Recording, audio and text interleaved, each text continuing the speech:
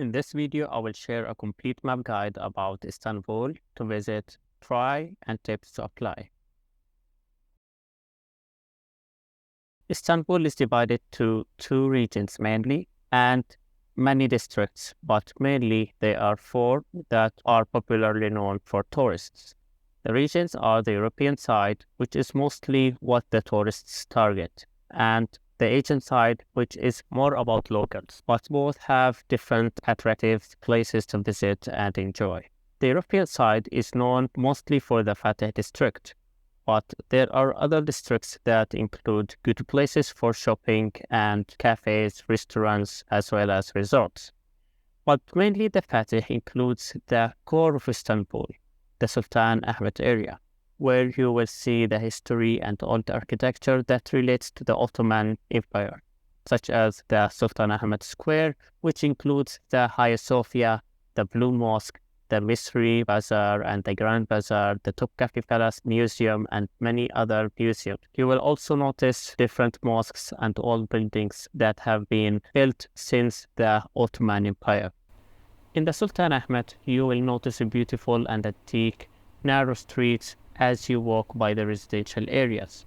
Throughout the coastal area of Istanbul, you will notice very beautiful parks showing the sea view. Behind the Fateh district, there is still many natural and commercial places to visit and enjoy with your friends and family, from shopping malls, museums, restaurants, cafes, and especially beaches and resorts. And this includes the Floria Aquarium, which I have shown in a previous video, and the Istanbul Mall. Also, you can take a cruise tour and spend a night party with your family or friends at one of them. Now, going to the north of the European side, you will see the modern lifestyle and the nightlife, which are known to be crowded as well. Starting from the Galataport, which is a complete package of restaurants and cafes at a cruise port. Then the Galata Tower that lets you to see Istanbul from the top. Moving further above, you will find numerous places for shopping for all types of apparel. And one of the best and most popular places to visit for this matter is the Istiklal Street, which is at the Taqsim district and is considered as the pulse of Istanbul that never sleeps. Also, you will find yourself surrounded by a lot of cafes and restaurants that worth a try. It also worth noting that if you're looking for modest apparels and Turkish hijabi fashion, then the Fateh district has a lot of those shops, and particularly at a street called the Fivsi Pasha. Going to the Asian side, towards Kadikoy and the surrounding areas, you will find a beautiful sea view, parks, cafes, and restaurants. So this is a basic demonstration for what each district is good at, but as you see, the whole Istanbul city is rich with resources and activities to discover.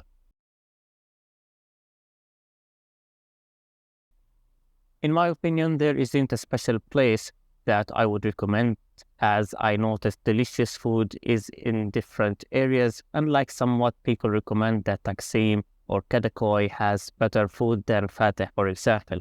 From my experience, I think it depends, so I would recommend you to use Google Maps to check recommendations and reviews for each restaurant, as well as it will be great if you give yours so others get informed. But as a general rule, I noticed that Turkish food usually isn't salty and almost has no spices, so do not be surprised and enjoy the different taste.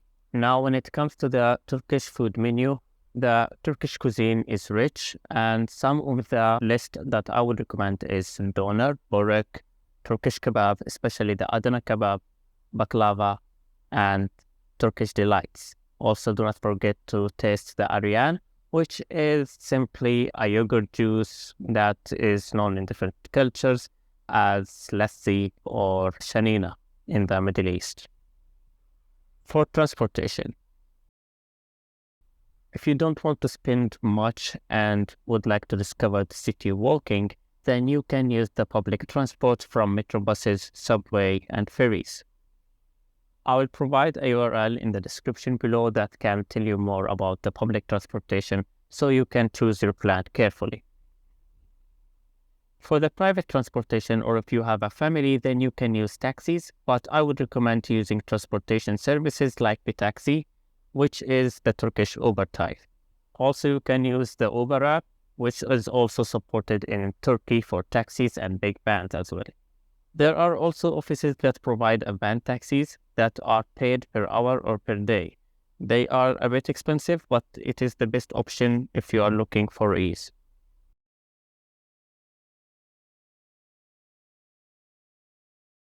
Although the Istanbul airport is too big, you will find highly informative signs for everything from the arrival until exit. So this includes the luggages and board gates. But be aware, I recommend you to use credit or debit card when you're traveling because you will need it, especially to use the luggage card. Moving on some quick recommendations for hotels and applications that you can use when you travel to Turkey as well as if you travel anywhere else. So starting with the hotels. Now, as every travel plan, you must be knowing websites like hotels.com, booking.com, and Agoda, which are great websites that are used for booking your reservation for any hotel anywhere in the world. You can also check the Google Maps for ease, which will show you residential offers for your budget with real reviews. You can use Airbnb as well, which is another type of booking for reservations of houses or rooms. But put in mind that whether you are reserving a hotel or Airbnb, most of the time you are required to pay in advance. However, you may not get satisfied as you reach your reservation. So refund could be not possible. In this case, I recommend you to reserve a room for 1 to 3 days, and once you reach the place, there you can extend your reservation or search for other place if you didn't like it. From my experience, I found a wonderful hotel next to the Hagia Sophia, which was much cheaper price comparing with the surrounding hotels. This hotel was not available online, so I found it by luck offline. So I would recommend you to just have a walk whenever you are free, and if you are especially not satisfied with your reservation, and check by yourself for other options near your area. For the apps that I highly recommend now, number 1, Google Translator. In Turkey, you will struggle communicating unless you know Turkish, but using applications like Google Translator helps a lot in this area. You can write your question and it will be translated to Turkish. Or you can use the conversation mode, which will keep up with your discussion with your peers. But do not forget to download your local language, English, and the Turkish languages offline, so you can use them in case you are out of network. The second app that you must have is Google Maps and Yandex. Both of these applications are used in Turkey, and I found more people are using Yandex. This will also help you for checking the reviews for restaurants, for places to visit, and so on. Also, do not forget to download the Istanbul map offline. In case you are out of network, you can still use the map. The third app that I would recommend to use is the Uber and taxi apps. They are good if you are looking for private transportation. TripAdvisor is considered as the best application that gives you recommendations for touristic areas, historic areas, and attractions anywhere in the world. If you would like to learn languages quickly, especially a practical language, then you can use Memrise and Duolingo. They will help you to learn Turkish words and sentences quickly. Now, here are some good tips. In case you are willing to use your SIM card that you are using right now in Turkey or anywhere in the world, then I recommend you a service called Iran. Every phone has a service called eSIM. This is a virtual SIM card that can be activated within your phone. And one of the applications that are popularly used for this scenario is Irano, which gives you a set of packages for each country you want. That gives you either internet or just calling or both for a period of time.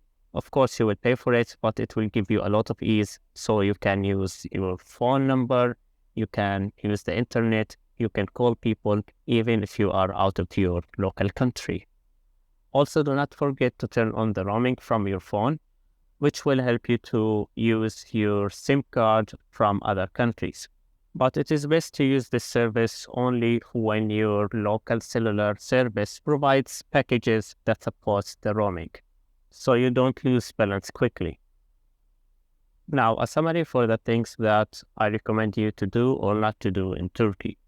First of all, as I mentioned earlier, it is better to have your credit or debit card when you are in the Turkish airport because you will need to use it to get a luggage card to move around. Unless you have small luggages, then there is no issue with that. Also, turn on your roaming settings in your phone and check if your local carrier has roaming packages to Turkey. This will help you keep your number working and use the internet as well.